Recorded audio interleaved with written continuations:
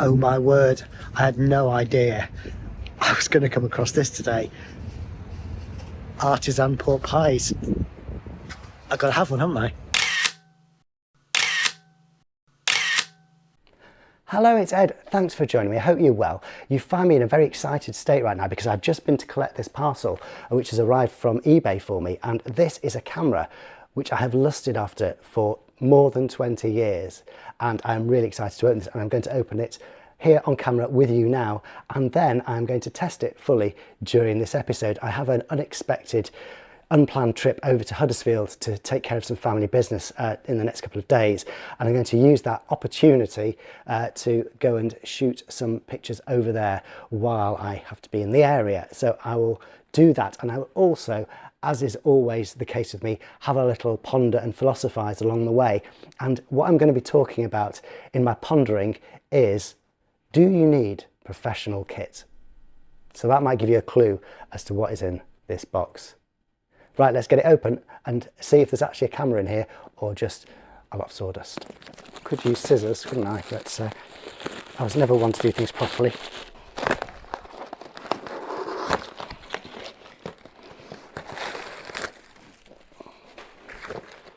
And there it is, and it definitely has the weight of a camera in there, but will it be the camera it's supposed to be?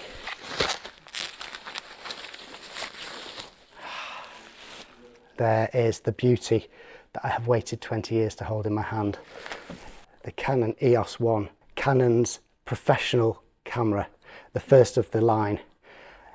When I was a reporter many years ago, all the photographers that I worked with had EOS 1s, and the later ones, the 1N I think, and then the 1V, and I just thought they were amazing. I could never have afforded one.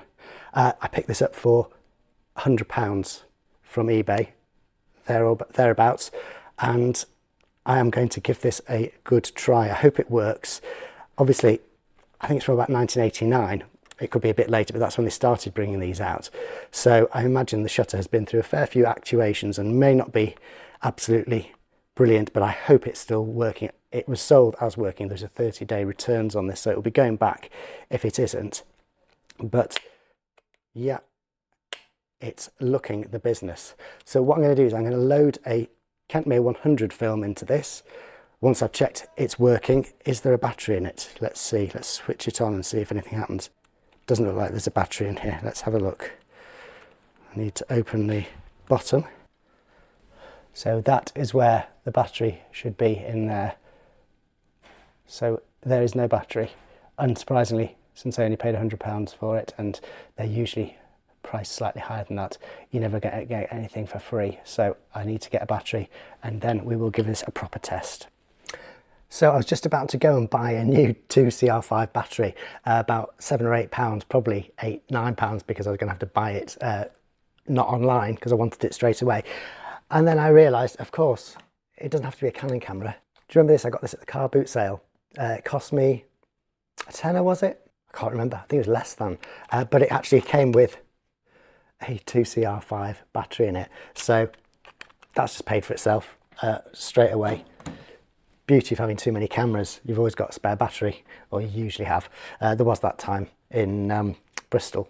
Had to rush to the camera shop, I don't know if you remember, and replace a dead battery in my EOS 620, was it? Anyway, we can test this camera before setting off for Huddersfield. So we are batteried up, and I think it's worth risking putting a film in here. I've just tested the shutter a few times. It is firing.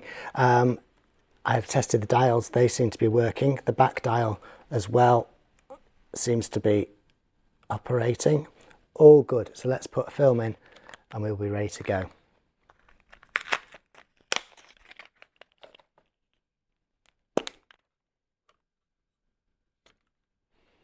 There we go. That's the inside of an EOS 1 for anyone who wanted to see it. Hadn't seen it before. There we go. Let's pop it in. Wind it across. And hopefully that will auto load. Yes, we are on frame number 1, as you can see there, and all looks good so far. One of the nice things about this camera is it has various custom functions, so you can actually tell it to do certain things. One of those is very exciting, and I'll talk about that later. The other one, you can select it so that it either winds the film back completely into the canister, which is what you normally get, or it can leave the tail out, and that is really helpful for me because when I develop my own film, it's a real pain getting the leader out of the film canister. I actually did a video on it because I don't have the specific spooler to pull it out. I have to just use a bit of sticky tape and some old film and pull it out, and it takes a few goes, and it's probably not the best thing to do. So if it will leave the leader out, that will be really helpful. So I'm going to set that custom function, and there are other custom functions which I will talk about as we go along, which will affect how I use this camera. But the main thing is just that I am very, very excited to hold this camera that I lusted after for so long, and I'll tell you more about why and all that as we crack on with the video. But I'm going to put this away now and then get onto the train to Huddersfield tomorrow. So I'll be dressed differently, obviously, and we will have some fun with this, which will hopefully make a rather gloomy day a bit more enjoyable.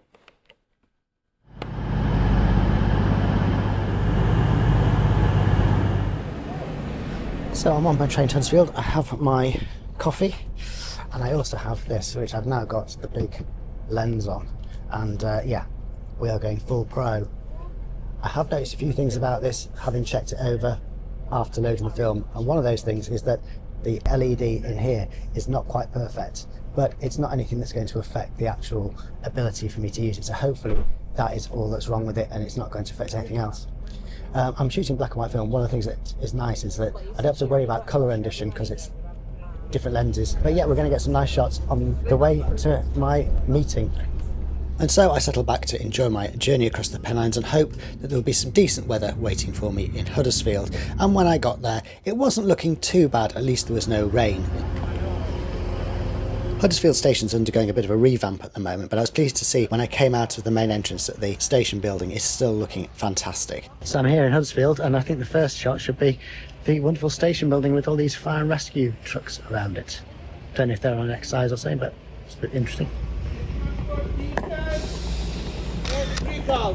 Ah yes, it doesn't matter what camera you've got, it still doesn't stop people walking into your frame. You do get a much clearer view with a professional viewfinder. This Canon EOS 1 has a full 100% coverage, so I should have seen him and I should have had my other eye open, but I was just dashing a shot off and I messed it up. Basically, we all do. But you can see that the camera is working. It's sharp from side to side. I was slightly worried that either the focusing would be off or the film plane would be angled so that there would be some bits of the frame that were soft, but on this f2.8 it looks like it's absolutely fine corner to corner, so that's nice. And the metering appears to have worked fine. And didn't you like that lovely sound? The sound of an EOS 1. I did actually notice when I was looking over the camera again, this EOS 1 accepted a speed booster. I think this probably had a speed booster which wasn't included in the package because the port where the speed booster would be attached was open, and I did worry that it would be possible to jam that, so I actually covered that port with a piece of old negative and some sellotape. Sometimes the simplest solutions are the best. So what are the reasons why you might want to get a professional camera, other than that you've been surrounded by people with professional cameras and felt a bit insecure and left out of the party? Well, there is the build quality. They are rugged and dependable, but that said, I once had a Canon 1DS Mark II and it fell out of my hands. Those cameras can usually survive war zones, but this one, just the way it fell, it hit the corner of a step and it split open. The repair bill ran into the thousands of pounds. The little Lumix that you've seen me with lots of times has been dropped down 2 flights of stairs and it's absolutely fine. You would not know it had ever fallen, and that is a consumer level camera. So build quality, yeah, it is important, but again, the cost of the professional gear is usually going to be way in excess of the cost of the prosumer gear. And that is a big issue to take into account. Often you will find that professionals are using really old kit. It's a cost benefit analysis. You've got to justify the expense, and you can get away with what you can to maximize your profit margins. Having professional equipment, it's not going to make you a professional photographer. You might look like one if you know how to hold the camera. People will be impressed by your piece of kit, but it's not going to make you brilliant.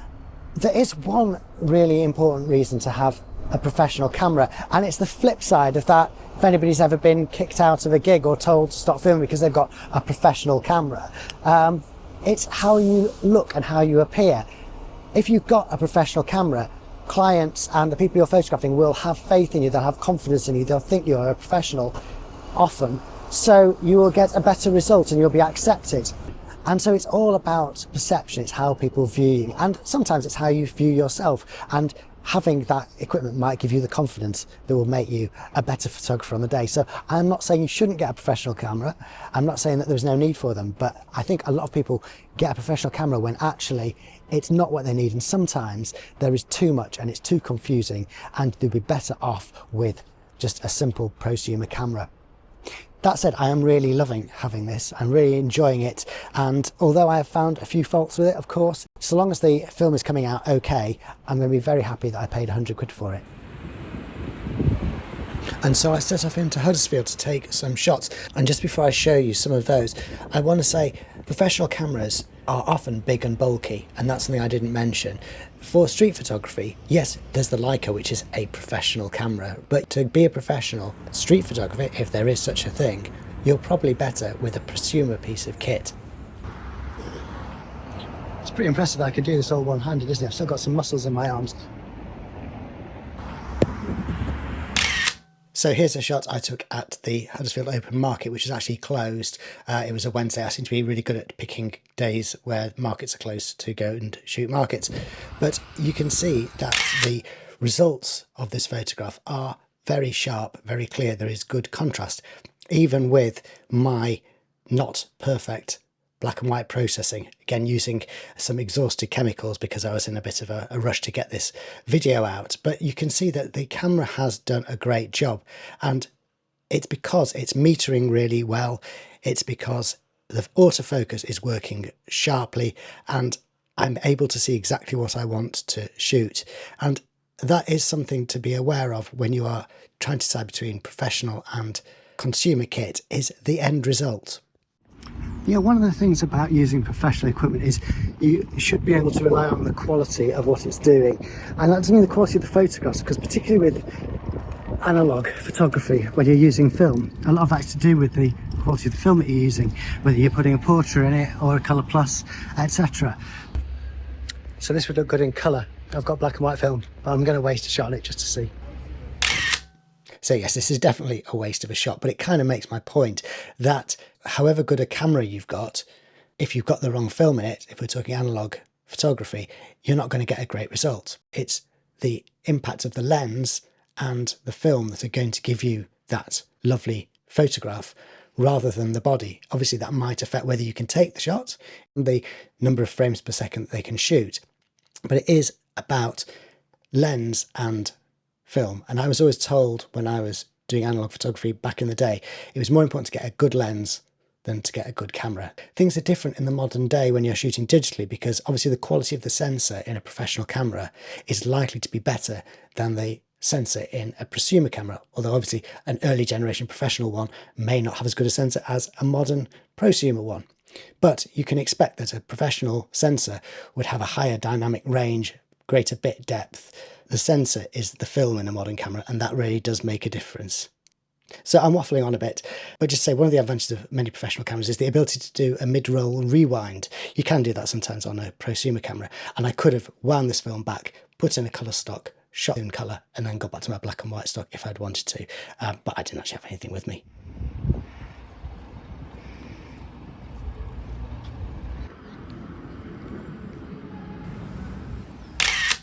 Now I really like this shot. I think the mini roundabout gives a real sense of depth, and there's all human life going on around it, and it has the sort of greyness that I associate with small towns in the north of England, I have to say. How do you find Huddersfield? Quite a gloomy place, but that makes good photos, I think. Huddersfield, I can say things like that about it because it is my ancestral home. A large part of my family is from Huddersfield. You wouldn't believe it, but I come from a line of wrestlers and rugby players, and I'm not joking. That is literally what my family did. I didn't quite have the build for it, so I went into the arts. But yeah, so I've spent quite a bit of time here in the past, admittedly not in the last few years. But yeah, I've always found the stone to be dark, the sky to be dark, the hills surrounding it to be dark. But I do love beauty that is a little bit grim, and I'm going to try and show a little bit of that today, and it kind of suits the somber mood of the occasion that I'm here for, which I'm not going to go into. And with that general ethos in mind, I carried on, and I think I got, in a very short space of time, quite a nice set of pictures. And I really did feel like I got the benefit of the EOS 1. And I think it's that thing where professional cameras, they are developed to do a job rather than something that just has lots of bells and whistles and cup holders to attract buyers. Although I really missed having a professional camera back in the day, I don't know how often it really made a difference. There was one notable occasion when I felt it did though, and I will tell you more about that in another location.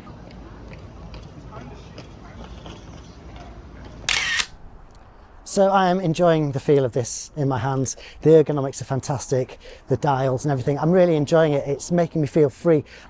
It's intuitive, but again, I've used cameras like this in the Canon series for years and years, and I think it's really important to stick with the camera system when you can, and it just becomes second nature to you. I don't have to think about what I'm doing.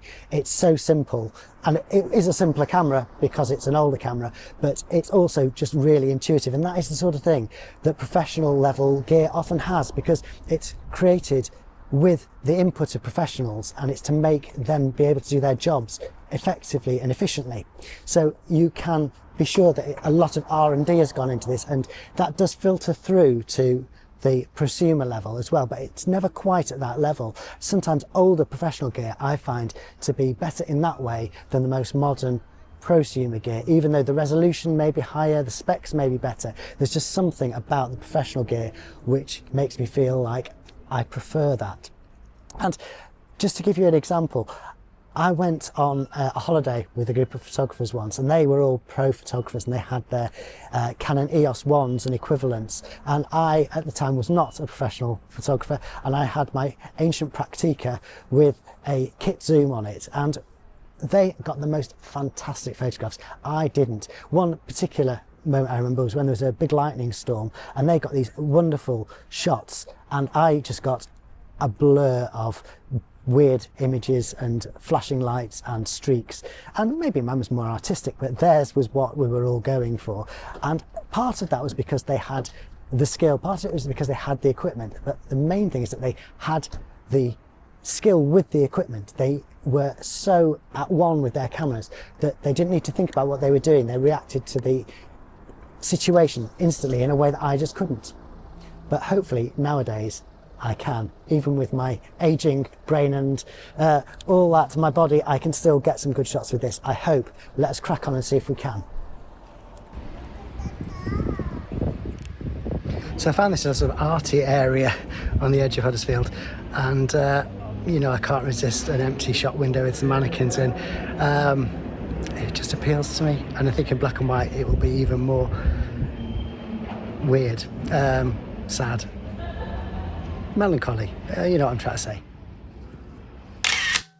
Yeah, nice contrast, nice reflection, but I should have gone wider. The spookiness of this scene is the context, and I went in too close. That's a bit of a mistake. This one I quite like though. This is not going in too close and showing the context, just this guy sleeping on a bench pretty much opposite. I swung around from taking that other picture and took this picture, which I think is not bad kitchen sink realism.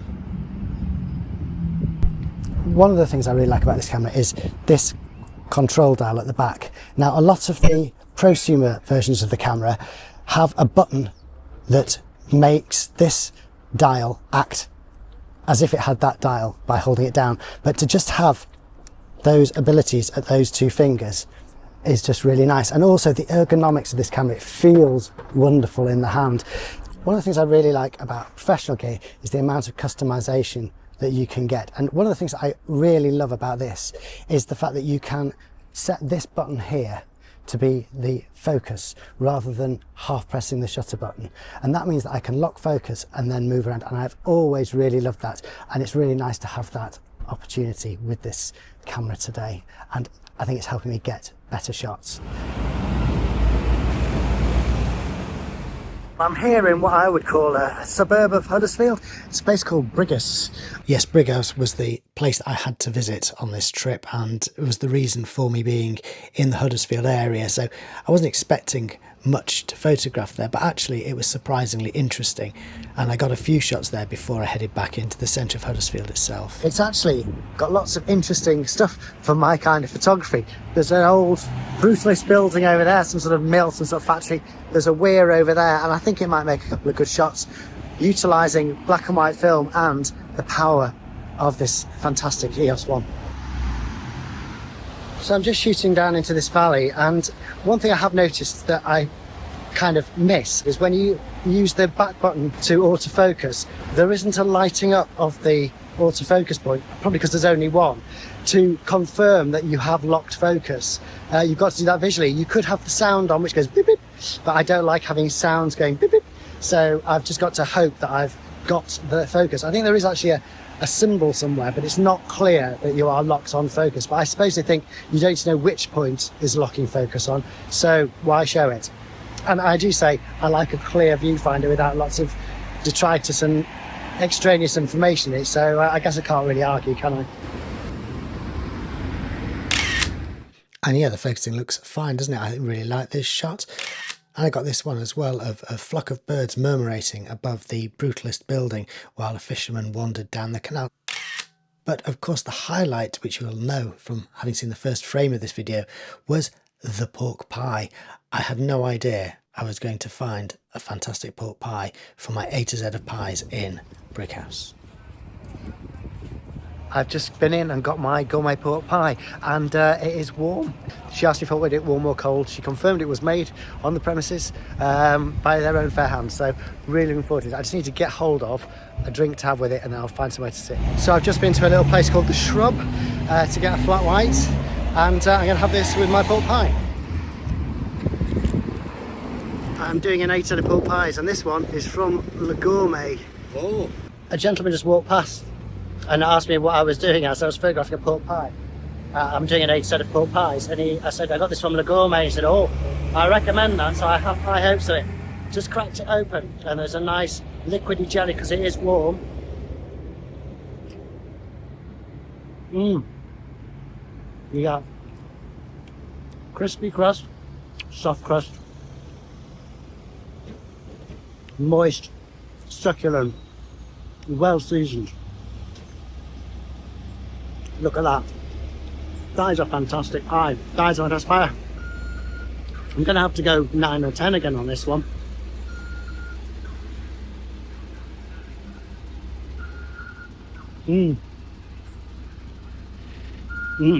So with the pie eaten and my business in Brighouse concluded, I headed back to Huddersfield to grab a few more shots. So I'm walking just to the edge of Huddersfield town centre, and it's such a strange contrast because you've got this very 60s, 70s, bit depressing grey mall behind me, and then ahead of me it's kind of something out of a postcard almost. Let me show you.